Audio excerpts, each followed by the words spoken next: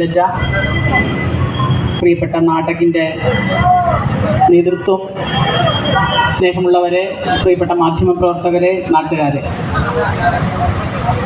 2013 ഡൽഹിയിൽ അതിദാരുണമായി ഒരു പെൺകുട്ടി ആക്രമിക്കപ്പെട്ട സംഭവം ഉണ്ടായി.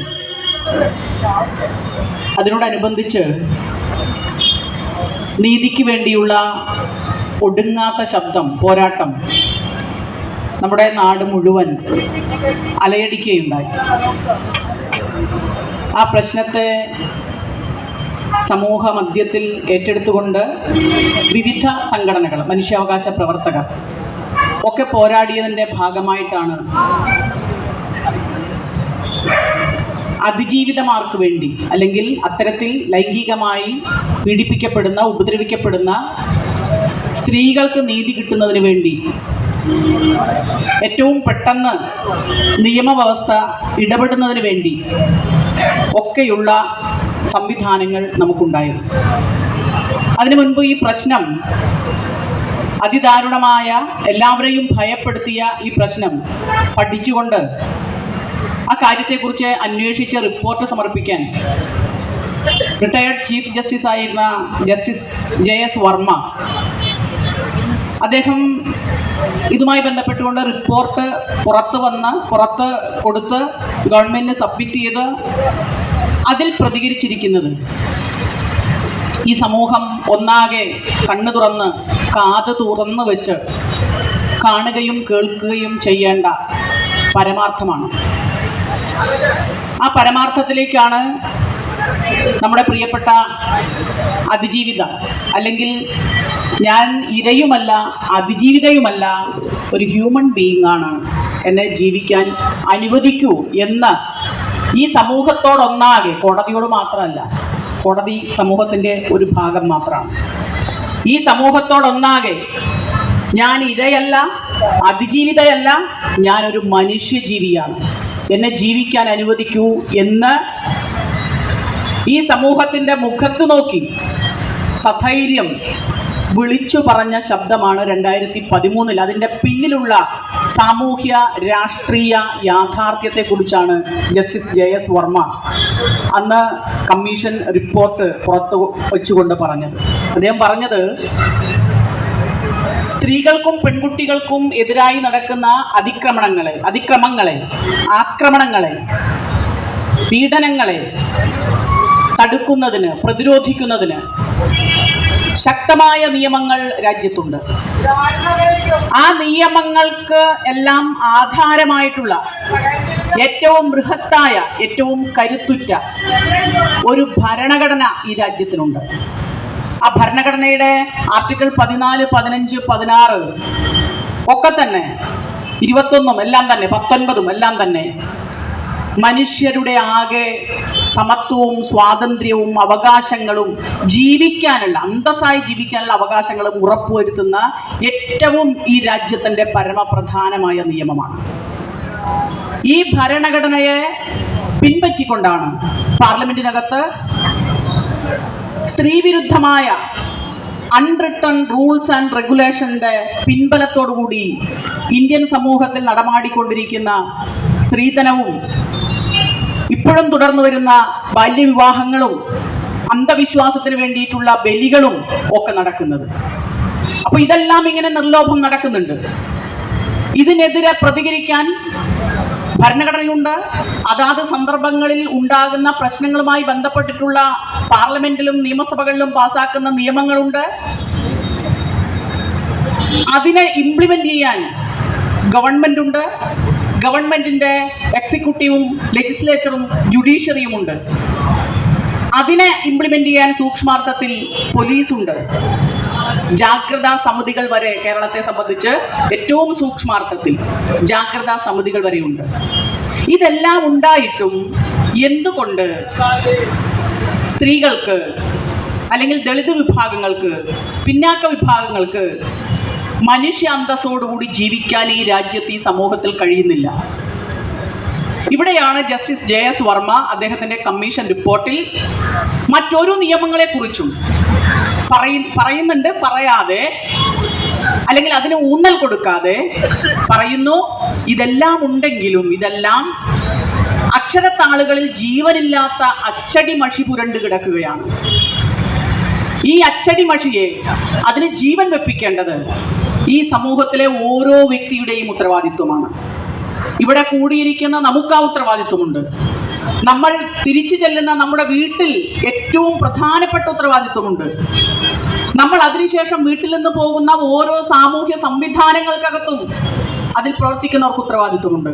ഒരുപക്ഷെ നമ്മൾ ആ സാമൂഹ്യ സംവിധാനങ്ങളിൽ ഉൾച്ചേരുന്നുണ്ടെങ്കിൽ അവിടെയൊക്കെ ഇന്ത്യൻ ഭരണഘടന നമുക്ക് ഉറപ്പു തരുന്ന സ്വാതന്ത്ര്യത്തെയും സമത്വത്തെയും അന്തസാർന്ന ജീവിതത്തെയും ഖനിക്കുന്ന എന്തെങ്കിലും വാക്കോ പ്രവൃത്തിയോ അല്ലെങ്കിൽ ശരീരഭാഷയോ പോലും ഉണ്ടെങ്കിൽ അതിനെതിരെ പ്രതികരിച്ചുകൊണ്ട് വേണം ഈ ശക്തമായ നിയമങ്ങൾക്ക് ജീവൻ വെപ്പിക്കേണ്ടത് എന്ന് അദ്ദേഹം പറയുന്നു.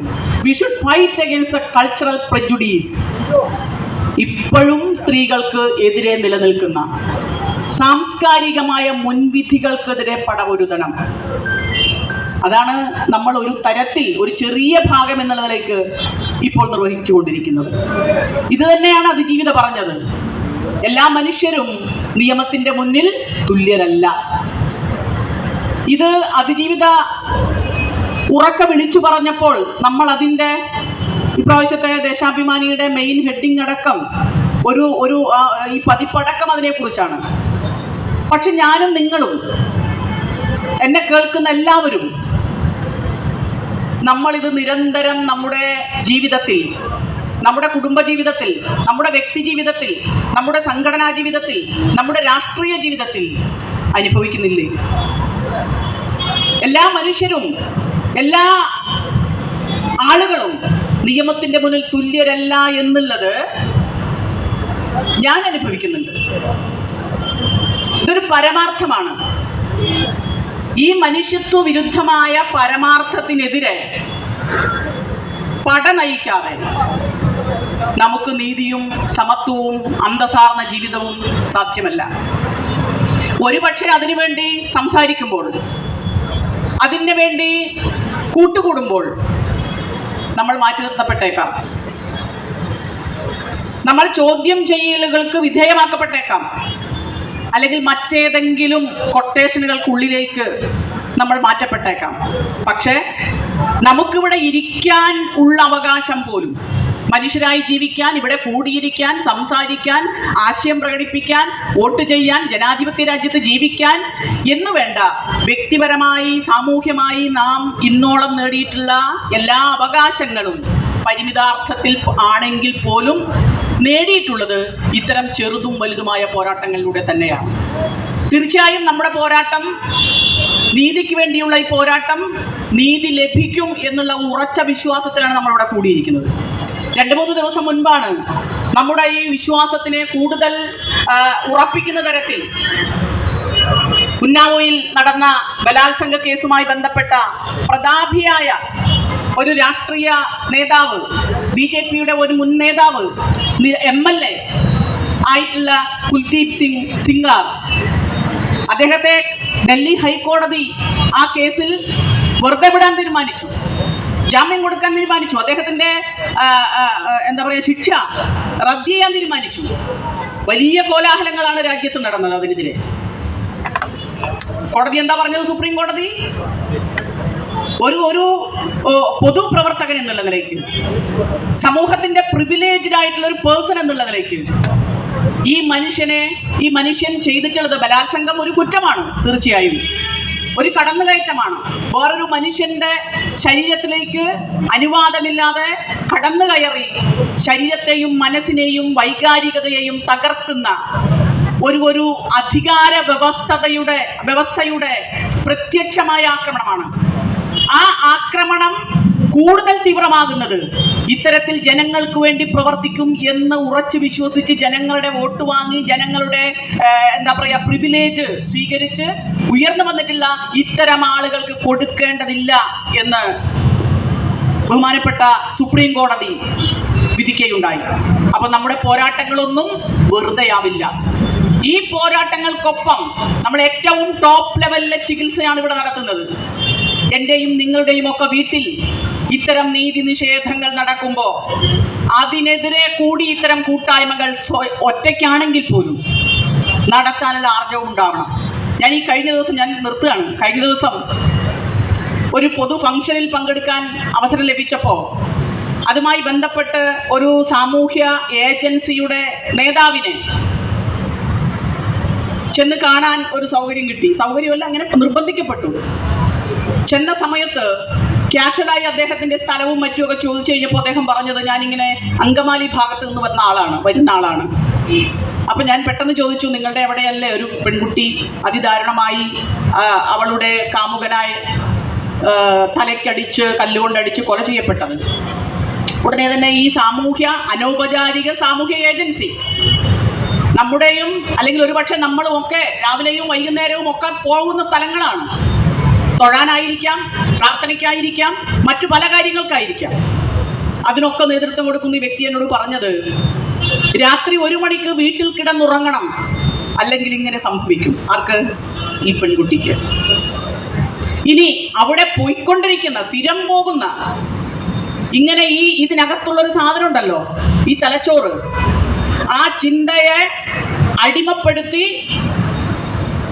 എന്താണോ ഈ ഏജൻസിയുടെ നേതൃത്വം പറയുന്നത് അതിനനുസരിച്ച് എല്ലാ ചേഷ്ടകളോടും കൂടി മനുഷ്യരൂപയായി ജീവിക്കുന്ന ശതകോടികൾ ഉള്ള അതിലൊരു ഒരു ഒരു ഈ പോകുന്ന ഒരാൾ എന്നോട് പറഞ്ഞാണ്, ഒരു ലേഡി എന്നോട് പറഞ്ഞതല്ല, ഞാൻ കേട്ടതാണ്.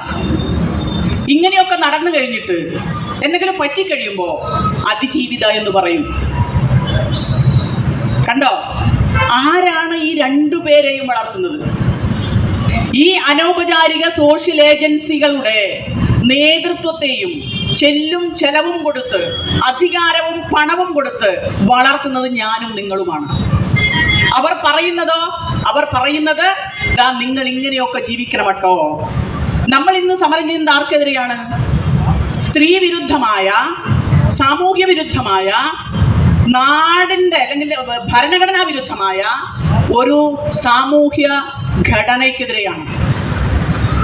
ഒരു സാമൂഹ്യ ഘടനയ്ക്കെതിരെയാണ്. ആ സാമൂഹ്യ ഘടനയാണ് നമ്മൾ പാട്രിയാർക്കി എന്ന് പറയുന്നത്, പുരുഷാധിപത്യം എന്ന് പറയുന്നത്.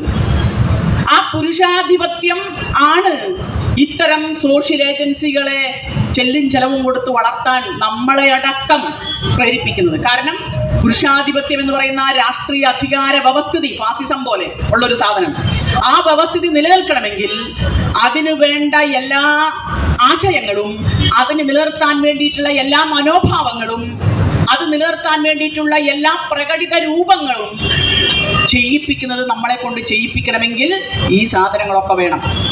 ആ വ്യവസ്ഥിതിക്കെതിരെ കൂടിയാണ് നമ്മുടെ ഈ പോരാട്ടം. കേവലം ഒരു ജഡ്ജ്മെന്റിനെതിരെയല്ല. തീർച്ചയായും ആ ജഡ്ജ്മെന്റിനെതിരെ നമ്മൾ പടപൊരുതും, നമ്മൾ പോരാട്ടം നയിക്കും. ഒപ്പം തന്നെ നമ്മുടെ വീടുകളിലടക്കം ജനാധിപത്യമുണ്ടോ, നീതിയുണ്ടോ, സമത്വമുണ്ടോ, തുല്യതയുണ്ടോ, അന്തസ്സാർന്ന ജീവിതമുണ്ടോ എന്നുകൂടി പരിശോധിക്കാൻ, അത്തരം സാഹചര്യങ്ങളെ ഒക്കെ നമ്മുടെ ജീവിതത്തിൽ നിന്ന് ഇല്ലായ്മ ചെയ്യുന്ന എല്ലാ സോഷ്യൽ സ്ട്രക്ചറുകളെയും ഉടച്ചു വാർക്കണം എന്ന ചിന്ത കൂടി നമ്മുടെ ഈ പോരാട്ടത്തിനും ഈ കൂട്ടായ്മകൾക്കും ഉണ്ടാകണം എന്ന് മാത്രം സൂചിപ്പിച്ചുകൊണ്ട്, ഇതെൻ്റെ മനുഷ്യൻ എന്നുള്ള ഒരു മനുഷ്യജീവി എന്നുള്ള രീതിയിൽ എൻ്റെ കൂടി ഉത്തരവാദിത്വമാണ് എനിക്കിവിടെ പങ്കെടുക്കേണ്ടത് എന്ന് തിരിച്ചറിവിൽ നിന്നാണ് ഞാനിവിടെ എത്തിയത്. ഞങ്ങളുടെ അധ്യാപക സംഘടനയുടെ കേരള സ്കൂൾ ടീച്ചേഴ്സ് അസോസിയേഷൻ്റെ ജില്ലാ സമ്മേളനം നടക്കുകയാണ്. അപ്പോൾ ചോദിച്ചു, ടീച്ചർ നേതൃത്വത്തിലിരിക്കുന്ന ആളാണ്, സമ്മേളനം കഴിയാതെ പോകുന്നത് ശരിയാണോ എന്ന് സംസ്ഥാന നേതൃത്വത്തിൽ നിന്ന് വന്ന ഒരു നേതാവിനോട് ചോദിച്ചു. പക്ഷേ ഞാൻ പറഞ്ഞു, എനിക്ക് പോകണം, ഇതെൻ്റെ ഉത്തരവാദിത്വമാണ്. ഒരു മനുഷ്യജീവി എന്നുള്ള, ഒരു ഹ്യൂമൻ ബീയിങ് എന്നുള്ള നിലയ്ക്ക് ഞാനും കൂടി ഉൾപ്പെട്ടതാണ്. ഒരു പക്ഷേ നാളെ എനിക്കാവാം, അല്ലെങ്കിൽ വേറൊരാൾക്കാവാം. അപ്പോൾ നീതിക്ക് വേണ്ടി, അന്തസ്സാർന്ന ജീവിതത്തിന് വേണ്ടി, ഭരണഘടന ഉറപ്പു തന്നിട്ടുള്ള അവകാശങ്ങൾക്ക് വേണ്ടി അത് നേടിയെടുക്കാൻ വേണ്ടി പോരാടുക എന്നുള്ളത് മരണം വരെയും പ്രത്യേകിച്ച് ഇന്ത്യൻ സമൂഹത്തിൽ നമ്മുടെ ഉത്തരവാദിത്വമാണ്. ഒരു കാര്യം കൂടി പറഞ്ഞിട്ട് ഞാൻ അവസാനിപ്പിക്കുകയാണ്. നമ്മൾ ഇങ്ങനെ ചർച്ച ചെയ്യുന്ന സന്ദർഭത്തിലാണ് നമുക്കറിയാം കേരളം വ്യത്യസ്തമായൊരു സാഹചര്യം. ഈ സംഭവം തന്നെ അതിദാരുണമായി ഈ നടി ആക്രമിക്കപ്പെട്ടതിന് ശേഷം ഈ ആക്രമണവും അതിനെ തുടർന്നുള്ള പ്രതികരണവും എന്നുള്ളത് ചരിത്രപരമാണ്. ഇന്ത്യയുടെ ചരിത്രത്തിൽ രേഖപ്പെടുത്താൻ പോകുന്ന ചരിത്രപരമായ തങ്കലിപികളിൽ രേഖപ്പെടുത്താൻ പോകുന്ന സ്ത്രീയുടെ പോരാട്ടങ്ങൾക്ക് വേണ്ടിയുള്ള, മനുഷ്യരുടെ പോരാട്ടങ്ങൾക്ക് വേണ്ടിയുള്ള ഒരു ചരിത്രരേഖയായി ഈ സംഭവം മാറുന്നു. കാരണം എന്താ? റേപ്പ് ചെയ്യപ്പെട്ട ഒരു സ്ത്രീ 4 ചുവരുകൾക്ക് ഉള്ളിൽ അടച്ചിരിക്കേണ്ടവളാണ്. അവളിങ്ങനെ പുറത്തേക്ക് വരേണ്ടതുണ്ടോ? ഇനി നാട്ടുകാരെ ഫേസ് ചെയ്യാൻ കഴിയാതെ അവൾ എന്ത് ചെയ്യണം? ആത്മഹത്യ ചെയ്യണമായിരുന്നു. ഇങ്ങനെയൊന്നും ചെയ്യാതെ ഇവൾ മാധ്യമങ്ങളുടെ മുന്നിൽ വന്നു നിന്നുകൊണ്ട് ദാ എനിക്കിത് സംഭവിച്ചിട്ടുണ്ട് എന്ന്, നിയമത്തിന്റെ മുൻപിൽ വന്നു നിന്നുകൊണ്ട് ദാ എനിക്കിങ്ങനെ സംഭവിച്ചിട്ടുണ്ട്, നിയമപരമായി എനിക്ക് നീതി കിട്ടണം എന്ന് പറയുന്നത് സമ്മതിക്കണം കേട്ടോ എന്ന് പറയാണ് ആര്? ഇപ്പോ ഈ വിധിയിൽ നിന്ന് താൽക്കാലികമായി രക്ഷപ്പെട്ട നടൻ ദിലീപ്. അയാളുടെ വാക്കുകളാണ്. ഇതെന്തൊരു അതിശയമാണ്! ഇങ്ങനെ ആക്രമിക്കപ്പെട്ട സ്ത്രീ അപമാനിതയായി ദുഃഖഭാരത്താൽ നാട്ടുകാരെ ഫേസ് ചെയ്യാൻ കഴിയാതെ ആത്മഹത്യ ചെയ്യേണ്ടതല്ലേ? അല്ലെങ്കിൽ മുറിക്കുള്ളിൽ അടച്ചിട്ട് വല്ല മനോരോഗിയായി ജീവിതം തള്ളി നീക്കേണ്ടതല്ലേ എന്ന് പറയാണ്. അപ്പോൾ അതൊന്നുമില്ലാതെ ഇനി ഒരു 10 വർഷം കഴിഞ്ഞിട്ടാണ് ഈ നടി വന്ന് പറയാണ് എനിക്കിങ്ങനെ ഒരു അനുഭവം ഉണ്ടായിട്ടുണ്ട് എന്ന് പറഞ്ഞാലോ, അപ്പൊ നമ്മളടക്കം ചോദിക്കും, നീ എന്തുകൊണ്ട് അന്ന് പറഞ്ഞില്ല? കണ്ടോ? അപ്പൊ ഇങ്ങനെ മനുഷ്യാവകാശങ്ങളും മനുഷ്യാന്തസ്സും പൊതുജനമധ്യത്തിൽ തെരുവിൽ വലിച്ചു കീറപ്പെടുന്ന സാഹചര്യമുണ്ടായാൽ അതിന് വിധേയരാകുന്ന ആണാവട്ടെ പെണ്ണാവട്ടെ, പ്രത്യേകിച്ച് സ്ത്രീകളെ കുറിച്ചാണല്ലോ, അവരെല്ലാം തൻ്റെ ഇടത്തോടുകൂടി നിയമം, നീതി ലഭിക്കാൻ വേണ്ടി ഈ സമൂഹത്തിന് മുന്നിൽ, ഭരണകൂട വ്യവസ്ഥിതിക്ക് മുന്നിൽ സധൈര്യം മുന്നോട്ട് വരണം.